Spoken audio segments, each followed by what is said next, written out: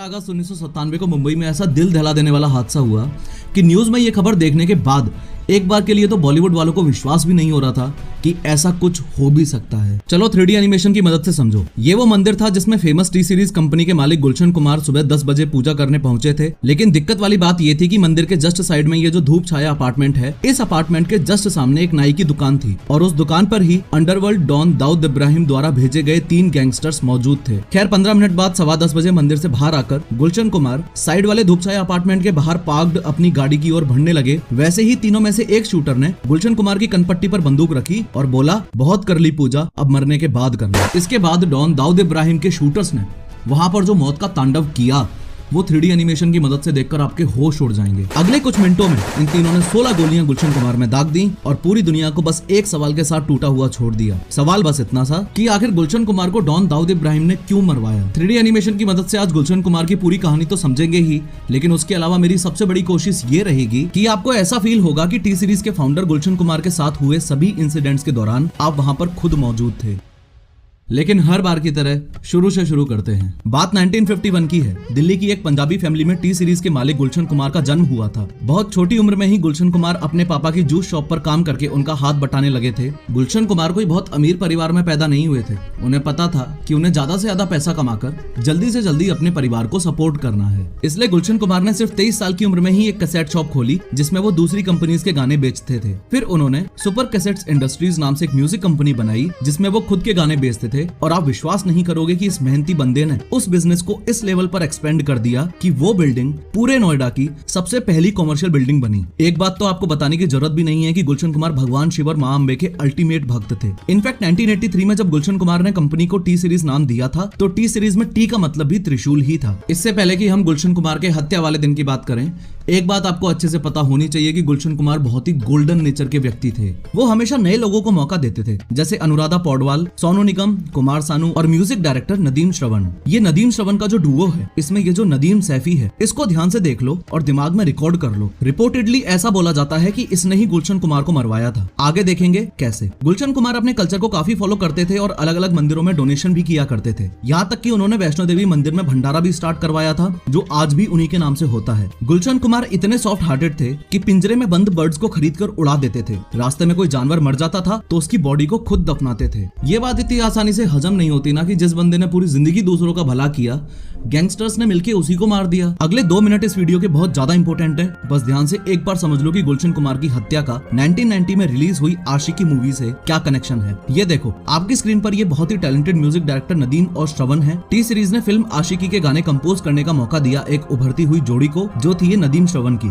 इस मूवी के गानों की 20 मिलियन कॉपीज बिकी और इस सफलता की वजह से टी सीरीज के सारे गानों में ऑलमोस्ट नदीम श्रवण का ही म्यूजिक चलता था। बहुत बढ़िया म्यूजिक डायरेक्टर बनने के बाद नदीम ने गाना गाने की भी सोची। नदीम म्यूजिक डायरेक्टर तो अच्छे थे, पर गाने के मामले में उनका हाथ थोड़ा तंग था। इनफैक्ट गुलशन कुमार ने नदीम को सलाह भी दी कि तुम गाना मत गाओ, पर वो माने नहीं। दोस्ती की वजह से गुलशन कुमार नदीम के कुछ गाने जैसे हाय अजनबी प्रमोट करने के लिए रेडी हो गए। जैसा कि गुलशन कुमार को लगा था, इन गानों पर कोई खास रिस्पॉन्स नहीं आया और एल्बम पिट गई। जब कंपनी को काफी बड़ा लॉस होने लगा तो गुलशन कुमार ने नदीम के गानों को प्रमोट करना एकदम बंद कर दिया। More over T series mid 90s आते आते इतना बड़ा ब्रांड बन चुका था कि इंडिया में रिलीज होने वाले टोटल गानों में से 65% सॉन्ग्स के राइट्स टी सीरीज के पास ही थे। अगर टी सीरीज उस समय किसी के एल्बम के राइट्स नहीं खरीदता था तो उसके चलने के चांसेस ना के बराबर हो जाते थे। नदीम को यह बात खटक गई कि ना तो गुलशन कुमार उसे काम दे रहे थे और ना ही उसके गाने प्रमोट कर रहे थे। इसी बात का बदला लेने के लिए उसने गुलशन कुमार को जान से मरवाने की सोची। और दिल दहला देने वाली बात यह है कि गुलशन कुमार को मरवाने के लिए नदीम ने सुपारी भी दी।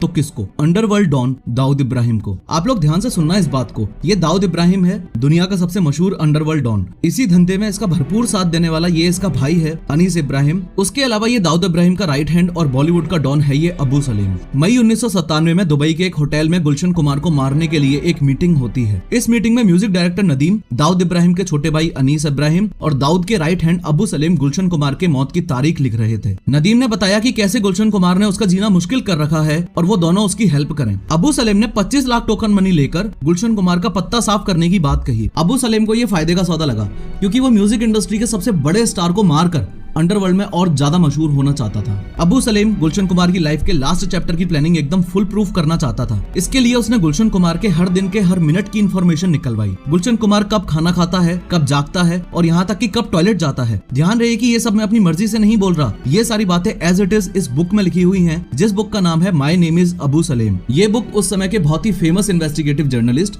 एस हुसैन जैदी ने लिखी थी। खैर, अबू सलेम एक साइकोपैथ की तरह गुलशन कुमार को 5 अगस्त 1997 को पहली बार कॉल करता है। शॉकिंगली उस कॉल में वो 10 खोखा यानी कि 10 करोड़ की फिरौती मांगता है। साथ ही ये भी पूछता है कि वो नदीम के गाने प्रमोट क्यों नहीं कर रहा है। जनरली ऐसे ब्लैकमेल कॉल्स को लोग पुलिस को रिपोर्ट करते हैं, लेकिन बहुत अजीब बात है कि ये बात गुलशन कुमार के भाई किशन कुमार ने उन्हें बहुत समझाई कि भाई पुलिस को बता दे। फिर भी गुलशन कुमार ने ये 10 करोड़ की फिरौती वाली बात पुलिस को नहीं बताई। 9 अगस्त को फिर से अबू सलेम का कॉल आया और फिर से फिरौती मांगने पर गुलशन कुमार ने कहा, तुम्हें पैसे देने से अच्छा है कि मैं वैष्णो देवी में भंडारा करवा दूंगा। क्योंकि गुलशन कुमार इतने बड़े अंडरवर्ल्ड डॉन से डर नहीं रहे थे, इसलिए अबू सलेम का ईगो हर्ट हो गया और ये बहुत बड़ी दिक्कत वाली बात बनी। गुलशन कुमार के पूरे शेड्यूल को सही से एनालाइज करने के बाद अबू सलेम ने वो मौका ढूंढ ही लिया जब वो अपने काम को अंजाम दे सकता था। और उस मौके के बारे में हम बात करें उससे पहले कुछ इंपॉर्टेंट लोकेशंस को भी अच्छे से समझ लो। ये है गुलशन कुमार का घर, जो कि मुंबई के लोखंडवाला कॉम्प्लेक्स में है। यहाँ से 4 किलोमीटर दूर अंधेरी वेस्ट के जीत नगर में है ये जीतेश्वर महादेव मंदिर, जहाँ गुलशन कुमार रोज पूजा करने जाते थे। और मंदिर से लगभग 5 किलोमीटर दूर है ये कूपर हॉस्पिटल, जहाँ गोलियां लगने के बाद गुलशन कुमार को ले जाया गया। अब आपने लोकेशंस को सही से समझ लिया है तो इस केस को समझने में और भी मजा आएगा। जिस मौके की हम बात कर रहे थे वो मौका था गुलशन कुमार का काम पर जाने से पहले अंधेरी के इस जीतेश्वर महादेव मंदिर में पूजा करने जाना। मंदिर की लोकेशन और माहौल अबू सलेम के शूटर्स को हत्या करने के बाद भाग जाने के लिए इजी लग रहा था। आप लोगों के सामने डेट्स को लेकर क्लैरिटी भी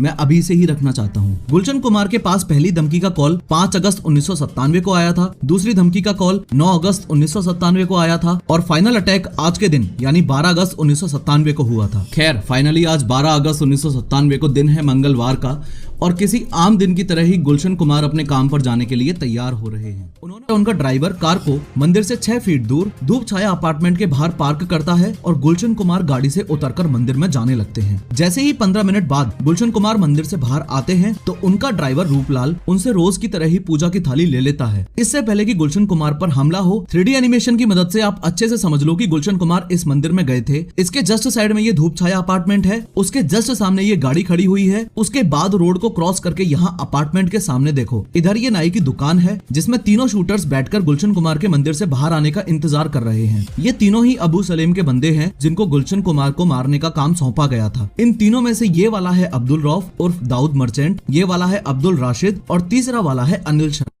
उनके पीछे से अब्दुल रऊफ ने उनकी कनपट्टी पर गन तानी और बोला, बहुत कर ली पूजा, अब मरने के बाद करना। जितनी देर में गुलशन कुमार कुछ समझ पाते, एक गोली चली और उनके सिर को छूती हुई निकल गई। घबराहट में गुलशन कुमार पास ही के एक पब्लिक टॉयलेट में छुपने के लिए भागते हैं, पर उनका पैर वहीं स्लिप हो जाता है। पैर स्लिप होते ही अब्दुल रऊफ उन पर 3 गोलियां और चला देता है जो उनकी पीठ में लगती हैं। 3 गोलियां लगने के बाद और बुरी तरह घायल होने के बाद भी गुलशन कुमार अपने आप को घसीटते हुए आगे बढ़ने लगते हैं, लेकिन अब्दुल रऊफ भी उनके पीछे पीछे अपने शिकार को फॉलो करते हुए चल रहा है। गुलशन कुमार दीवार का सपोर्ट लेकर उठने का ट्राई करते हैं पर वहीं गिर जाते हैं। ड्राइवर रूपलाल गुलशन कुमार की मदद करने के लिए आगे आता है और कलश उठाकर अब्दुल रऊफ पर फेंकता है। अब्दुल रऊफ रूपलाल के दोनों पैरों में गोली मार देता है। सबसे चौंकाने वाली बात यह है, 3 गोलियां लगने के बाद भी गुलशन कुमार पास के घरों में हाथ जोड़कर मदद मांगते हैं, पर लोग उन्हें देखकर अपने गेट्स बंद कर देते हैं। एक मूवी की सीन की तरह, जहां गुलशन कुमार पर अब्दुल रऊफ, अब्दुल राशिद और अनिल शर्मा ने 12 गोलियां और चलाई, वहां ऊपर देवी माँ की फोटो लगी हुई थी। जिस मंदिर को गुलशन कुमार ने खुद रिनोवेट करवाया था, आज उसी के पास उनका अंत इस भयंकर तरह से हो रहा था। ये बात सुनकर आपके होश उड़ जाएंगे कि जब तक ये मर्डर सीन चल रहा था तब तक अबू सलेम फोन पर गुलशन कुमार की चीखें सुन रहा था। At the end Abdul Rauf ने पास ही खड़ी टैक्सी में से ड्राइवर को बालों से खींचते हुए निकाला। वो लोग खुद उस टैक्सी में बैठे और तीनों शूटर्स वहाँ से वर्सोवा लिंक रोड की तरफ भाग गए। इतने सब हत्याकांड के बाद 2 लोग मदद करने के लिए सामने आए। मंदिर का पुजारी रामचंद्र लवांगरे और राजेश जौहरी। गुलशन कुमार और ड्राइवर को उन्हीं की कार में लिटाकर कूपर हॉस्पिटल ले जाया गया। डॉक्टर्स ने बहुत कोशिश की पर गोलियां बॉडी के इंपोर्टेंट पार्ट्स पर लगी थी और लाख कोशिशों के बाद भी गुलशन कुमार को बचाया नहीं जा सका। अगले दिन ही गुलशन कुमार की बॉडी को लास्ट राइट्स के लिए दिल्ली ले जाया गया। गुलशन कुमार की मौत से पूरा बॉलीवुड ही नहीं बल्कि पूरा देश ही शॉक में था। सबसे इम्पोर्टेंट बात तो ये है कि रिपोर्टेडली महाराष्ट्र के डीजीपी राकेश मारिया को इस मर्डर की इन्फॉर्मेशन पहले ही अपने खबरी से मिल चुकी थी, फिर भी कोई स्टेप नहीं लिया गया और ना ही इस हत्याकांड को रोका जा सका।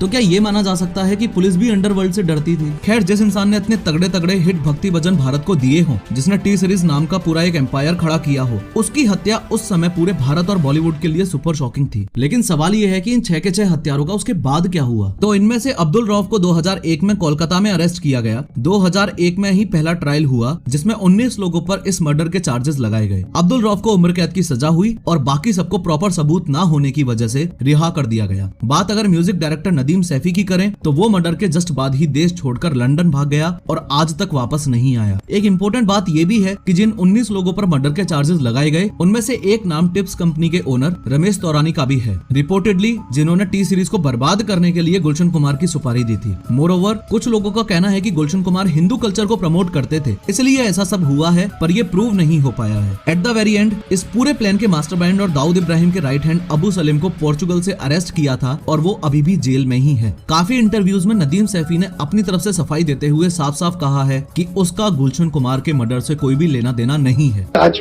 इसको खुलासा मैं करना चाहता हूँ कि मैं कभी न भागा हूँ और न मैं कोई जुर्म किया जिसके लिए मुझे इस तरह की जो है वो सजा मिलने की